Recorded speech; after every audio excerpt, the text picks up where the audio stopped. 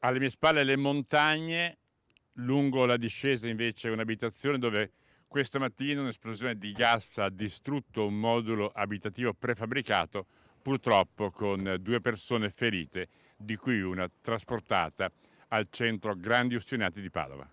Il boato si è sentito da distante e subito c'è chi si è precipitato per portare soccorso. E come ho sentito lo scoppio, che ho sentito anche la casa, insomma, tremare un po', sono uscito sopra, cioè fuori in terrazza, e ho visto un po' di fumo. Quindi l'esplosione si è sentita a che distanza?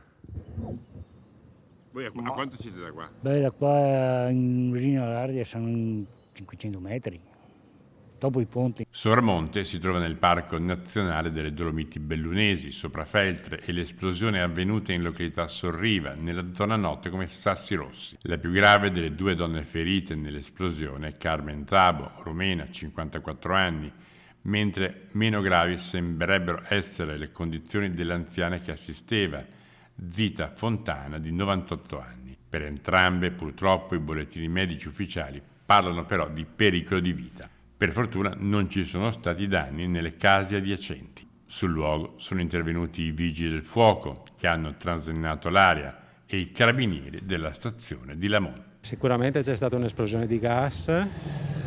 Purtroppo le 2 persone che abitavano nel modulo abitativo dove è avvenuto l'evento sono state coinvolte e ferite, trasportate all'ospedale.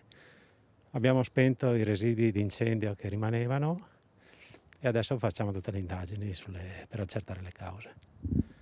Lei ha un'idea della gravità delle ferite? Ma una persona è più grave e una un po' meno.